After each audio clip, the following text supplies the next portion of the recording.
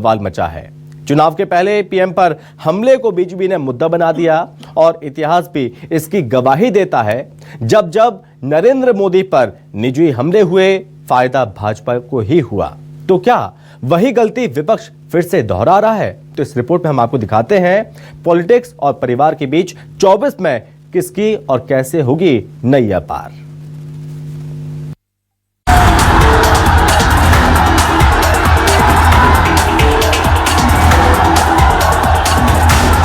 तुम्हारे पास परिवार नहीं है।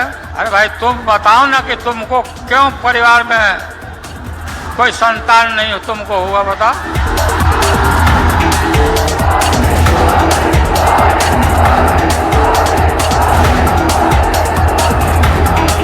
एक 140 करोड़ देशवासी, यही मेरा परिवार है।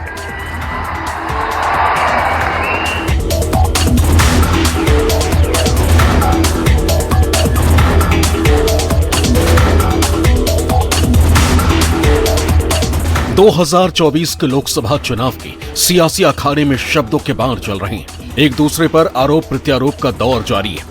लेकिन इसी बीच जिस बात का जिक्र हर चुनाव में होता आया है, वो परिवारवाद का जिन्न एक बार फिर बाहर निकल आया, जिसने देश का राजनीतिक पारा हाई कर दिया। और ये जिन्न निकला है पटना के गांधी मैदान से, जहां जन विश्वास महारैली के दौरान आरजेडी सुप्रीमो लालू प्रसाद यादव ने मोदी पर निशाना साधते साधते उनके परिवार का जिक्र कर दिया। कहा, मोदी कहां है तुम्हारा परिवार? ये मोदी क्या है? मोदी कोई चीज है क्या? ये नरेंद्र मोदी आजकल परिवारवाद पर हमला कर रहे हैं। अरे भाई तुम बताओ ना कि तुमको क्यों परिवार में कोई संतान नहीं तुमको हुआ, बता। ज्यादा संतान होने वाले लोगों को बोलता कि परिवारवाद है, परिवार के लिए लोग लड़ रहे हैं।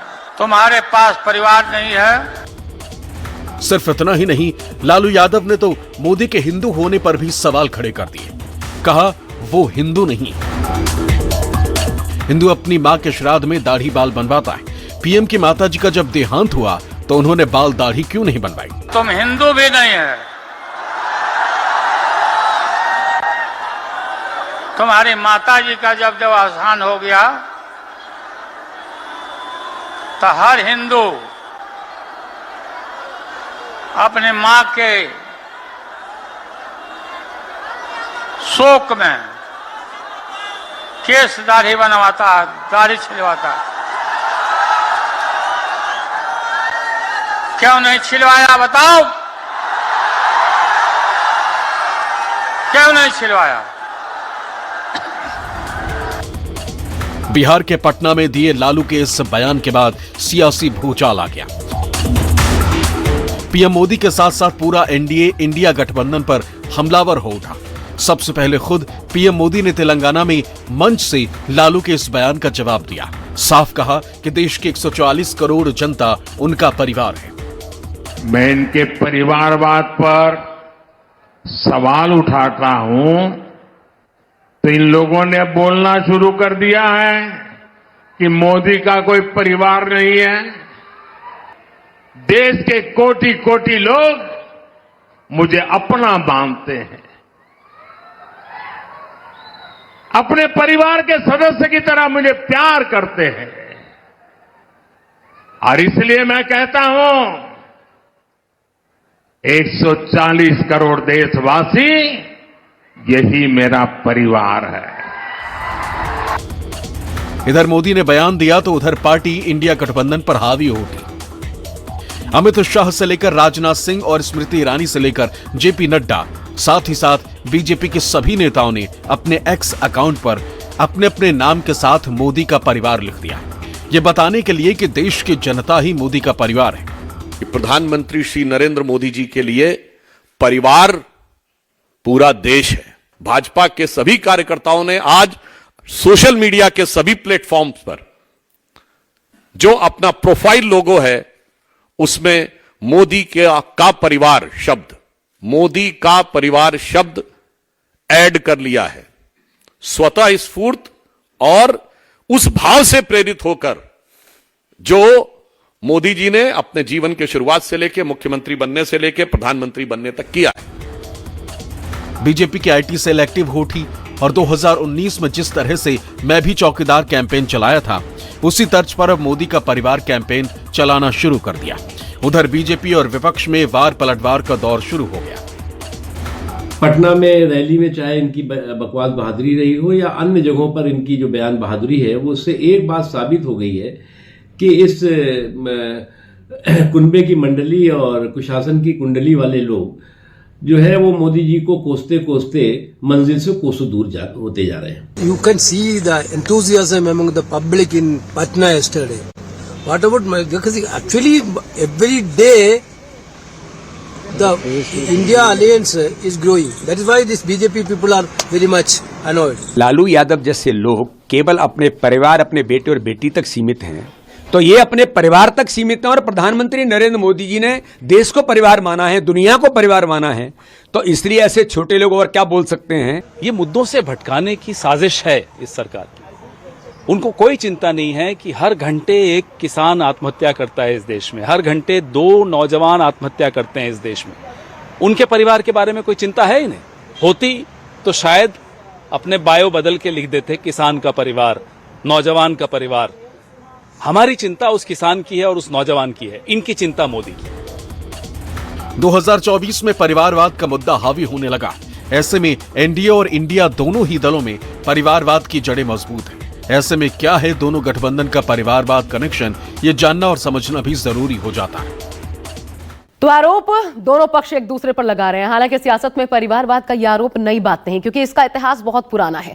आपको हम दिखाते हैं कैसे पीढ़ी दर पीढ़ी परिवारवाद की ये सीढ़ी आगे की ओर ऊंची बढ़ती चली गई। सबसे पहले बात इंडिया गठबंधन की कर लेते हैं और एक एक करके नजर डालिए हर पार्टी में, क्योंकि आपको ऐसे चेहरे नजर आ जाएंगे। कांग्रेस से शुरुआत करते हैं। देखिए, कांग्रेस से शुरुआत कर रहे पिता राजीव गांधी, अब कौन संभाल रहा है कमान? राहुल गांधी। उन्हीं के कंधों पर अब पार्टी को आगे बढ़ाने की जिम्मेदारी है। पार्टी समाजवादी, पिता मुलायम सिंह यादव, पुत्र अखिलेश यादव अध्यक्ष भी है समाजवादी पार्टी के, और अब पार्टी को पूरी तरीके से आगे ले जाने का जिम्मा उन्हीं के कंधों पर है। आरजेडी तेजस्वी यादव पूरी तरीके से पिता की विरासत को अब संभाल चुके हैं। उनके भाई तेज प्रताप यादव वो भी रेस में बने रहते हैं हालांकि लगातार।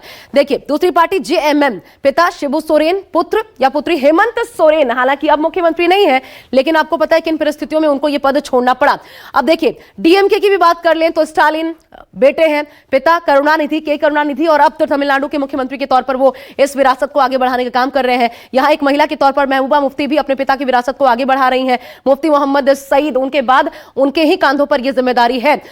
जम्मू कश्मीर में एक और परिवार आता है। देखिए, एनसी नेशनल कॉन्फ्रेंस की बात करें हम तो पिता शेख अब्दुल्ला, उनके बेटे फारूक अब्दुल्ला, और अब उनके भी बेटे वो भी पार्टी की कमान संभाल रहे हैं। अब आगे देखिए, शिवसेना की बात की जाए, उद्धव बाला साहब ठाकरे गुट अब क्योंकि 2 भाग में विभाजित हो चुका है, पिता बाला साहब ठाकरे, उद्धव ठाकरे, अब उनके परिवार को आगे बढ़ाने के साथ साथ पार्टी को भी आगे बढ़ा रहे हैं। इसके अलावा शरद पवार, माफ कीजिएगा, एनसीपी, पिता शरद यादव, बेटी सुप्रिया सुले। हालांकि ये लड़ाई इस प्रकार की छिड़ी की विरासत किसकी, और उसमें 2 फाड़ हो गया परिवार। अजित पवार ने अपनी अलग पार्टी बना ली, अब तो एनसीपी भी पूरी तरीके से उनकी हो चली है। तो ये तो बात हुई इंडिया गठबंधन की, लेकिन अगर अब बात करें एनडीए गठबंधन की तो उसमें भी परिवारवाद की झलक देखने को मिलती है।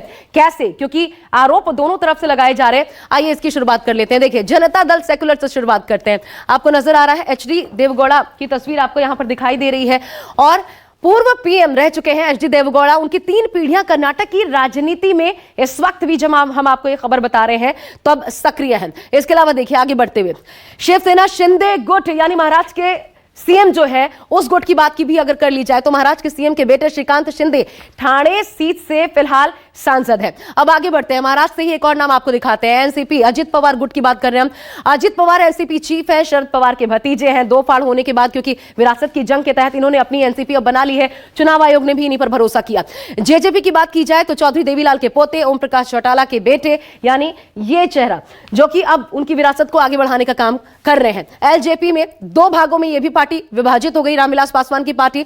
संस्थापक रामविलास पासवान के बेटे जो है वो उनके कंधों पर एक तो जिम्मेदारी है, दूसरा देखिए उनके भाई पशुपति पारस जो है वो भी एलजेपी के संस्थापक रामविलास पासवान के भाई हैं, जो पशुपति पारस, वो इस आगे लेगेसी को बढ़ाने का काम कर रहे हैं। कहते हैं कि वही असली एलजेपी है। हम की बात कर लें तो जीतन राम मांझी और बेटे संतोष सुमन नीतीश कैबिनेट में मंत्री रह चुके हैं, अभी भी दूसरे नंबर पर वही आते हैं पार्टी में।